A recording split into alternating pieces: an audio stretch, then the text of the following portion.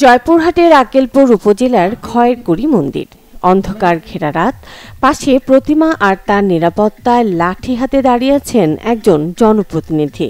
তিনি গোপীনাথপুর ইউনিয়ন পরিষদের সংরক্ষিত নারী সদস্য ফাতেমা বেগম।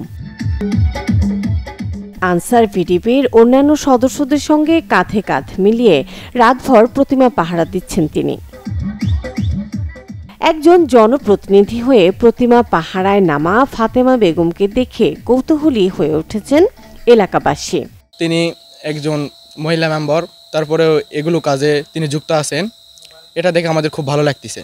ফাতেমা আমাদের গোপীনাথপুর ইউনিয়নের একজন মেম্বার, সে জনপ্রতিনিধি, আবার আনসার ভিডিপির সদস্য। এখানকার জনগণও তাকে খুব ভালো মান দিচ্ছে। ফাতেমা নামে গোপীনাথপুর ইউনিয়নের একজন মেম্বার, তিনি এখানে এসে ডিউটি করতেছে, আমরা তাকে দেখতে আসছি।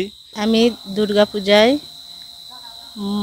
খয়েরকুড়ি মন্দিরে আমি একজন ডিউটি পালন করতেছি। জনপ্রতিনিধি হয়েও সংসারের দায় দায়িত্ব সামলিয়ে প্রতিমা পাহারায় যুক্ত হওয়া এমন দৃশ্য সচরাচর দেখা যায় না বলে জানিয়েছেন গোপীনাথপুর ইউনিয়ন পরিষদের চেয়ারম্যান। আমার ইউনিয়নের পক্ষ থেকে গর্ববোধ করতেছি, আমার এক প্রতিনিধি আনসারের ট্রেনিং প্রাপ্ত। প্রতিমা পাহারায় যুক্ত হওয়া ফাতেমার এই উদ্যোগ প্রশংসা কুড়িয়েছে এলাকায়। Desk report, channel 24।